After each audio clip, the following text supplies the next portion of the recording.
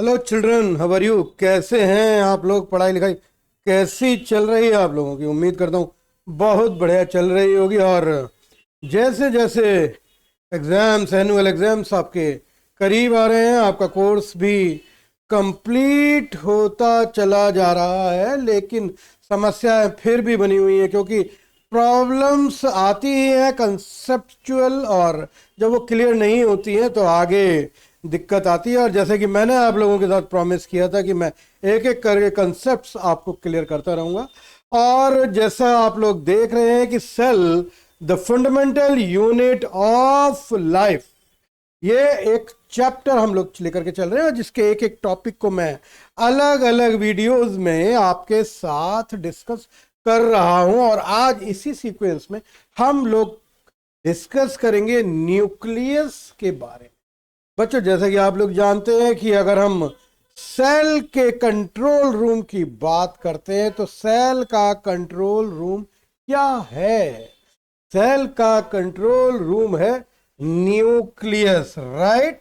और ये nucleus control room क्यों कहलाता है? क्योंकि ये एक ऐसी ऑर्गेनेल है सेल की जो सेल की सारी एक्टिविटीज को कंट्रोल करती है, राइट?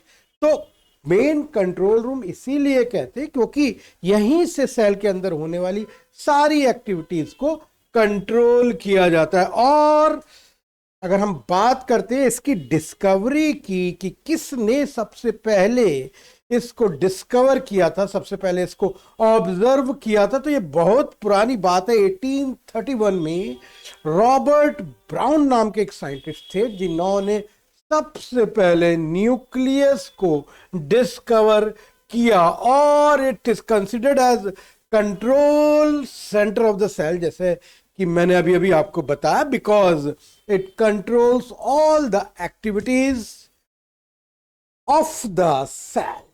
अगर हम स्ट्रक्चर की बात करते हैं इसकी, तो बच्चों बाहर की तरफ, और अगर हम बात करते हैं इसके स्ट्रक्चर की, तो बाहर की तरफ अगर आप देखें तो एक मेम्ब्रेन आपको दिखाई दे रही है जिसके बीच बीच में कुछ खाली जगह भी हैं। और ये मेम्ब्रेन दो लेयर से मिलकर के बनी हुई है, एक आउटर लेयर है और एक इनर लेयर है। और बीच बीच में आपको नजर आ रहे हैं जो पोर्स, जो छिद्र या छेद, वो कहलाते हैं न्यूक्लियर पोर। और ये जो मेम्ब्रेन है इसको हम न्यूक्लियर एनवलप कहते हैं या न्यूक्लियर मेम्ब्रेन भी कहते हैं। स्ट्रक्चरली तो ये प्लाज्मा मेम्ब्रेन से ही मिलती है, राइट? इस न्यूक्लियस के अंदर अगर हम ध्यान से देखें तो आपको एक स्फेरिकल बॉडी भी नजर आ रही है जिसको न्यूक्लियोलस कहा जाता है, राइट? और ये न्यूक्लियोलस इस न्यूक्लियस के सेंटर में, यानी कि इस न्यूक्लियस के भी सेंटर में पाया जाता है। और इसके अंदर ये सब फिल होता है यहां पर। ये एक फ्लूइड इस पूरे न्यूक्लियस के अंदर, जो कि एक स्फेरिकल बॉडी है, भरा हुआ है, जिसको हम कहते हैं न्यूक्लियोप्लाज्म, राइट? इसको हम न्यूक्लियोप्लाज्म के नाम से जानते हैं, राइट? तो जैसे कि यहां पर आप लोग नोट्स में लिखा हुआ भी देख रहे हैं, हम एक बार पढ़ भी सकते हैं कि the nucleus encloses a liquid ground substance called nucleoplasm, right? This is nucleoplasm that contains nucleolus and chromatin material. ये क्रोमेटिन मटेरियल अभी मैं आपको एक दूसरे डायग्राम में क्लियरली दिखाऊंगा। Nucleolus is A round structure present inside the nucleus. ये nucleolus इस न्यूक्लियस के भी सेंटर में मौजूद है। And it does not have any covering membrane, केवल एक मटेरियल है जिसके बाहर की तरफ कोई भी मेम्ब्रेन नहीं है। और राइबोसोम का जन्म स्थान ये न्यूक्लियोलस ही माना गया है। चलिए बात करते हैं क्रोमेटिन मटेरियल की। एक डायग्राम न्यूक्लियस का बहुत क्लियर डायग्राम, जो कि हाथ का बना हुआ डायग्राम है। आप लोग डायग्राम बनाने के लिए इस डायग्राम से भी इंस्पायर हो सकते हैं। इसमें आपको जो ये धागे, जो थ्रेड लाइक स्ट्रक्चर्स न्यूक्लियस के अंदर दिखाई दे रहे हैं, ये ही क्रोमेटिन मटेरियल है जो at the time of cell division chromosomes बनाता है। राइट। बाकी न्यूक्लियर मेम्ब्रेन आप अच्छी तरीके से जानते हैं, न्यूक्लियोप्लाज्म भी जानते हैं, न्यूक्लियोलस एंड न्यूक्लियर पोर के बारे में भी आप बहुत अच्छी तरीके से जानते हैं। चलिए थोड़ा सा पढ़ते हैं क्रोमेटिन मटेरियल के बारे में कि chromatin material is seen as an entangled mass of thread, एक धागे जैसे स्ट्रक्चर जो कि आपस में बहुत बुरी तरीके से उलझा हुआ है। राइट।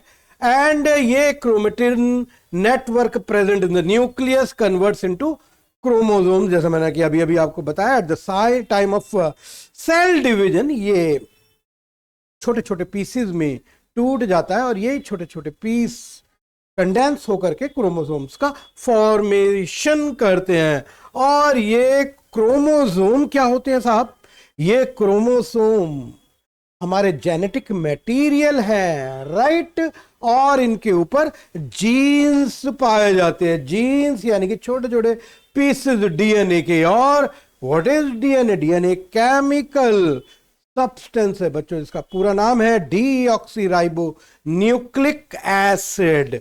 डीएनए का फुल नेम आप लोग नोट कर सकते हैं अपने नोट्स में, मैं यहां पर लिख रहा हूं डीऑक्सीराइबो न्यूक्लिक एसिड। तो ये न्यूक्लिक एसिड जीन्स का फॉर्मेशन करते हैं और ये ही जीन्स हेरिडिटरी इंफॉर्मेशंस को एक पीढ़ी से दूसरी पीढ़ी में ले जाते हैं। इसके बारे में हम डिटेल में बाद में पढ़ेंगे। राइट। अगर हम बात करते हैं बैक्टीरिया के बारे में, तो बैक्टीरिया में न्यूक्लियर मटेरियल किसी भी मेम्ब्रेन से बाउंडेड नहीं होता है और इसको कहते हैं न्यूक्लियोइड। राइट। प्रोकैरियोटिक सेल होती है बैक्टीरिया और इसके अंदर न्यूक्लियस के चारों तरफ कोई भी मेम्ब्रेन नहीं पाई जाती है और इसीलिए इसको न्यूक्लियोइड कहा जाता है। राइट। तो ये सारी जानकारी, न्यूक्लियस का डायग्राम, ये सारी चीजें आपको क्लियर हो गई होंगी बच्चों। Nucleus is the control room of the cell. Right. तो आप बने रहिए हमारे इस डिजिटल प्लेटफॉर्म आचार्य कॉर्नर पर हमारे साथ और करते रहिए लाइक, सब्सक्राइब एंड फॉलो। मिलते हैं बहुत जल्दी एक नए कंसेप्ट के साथ। Thank you very much.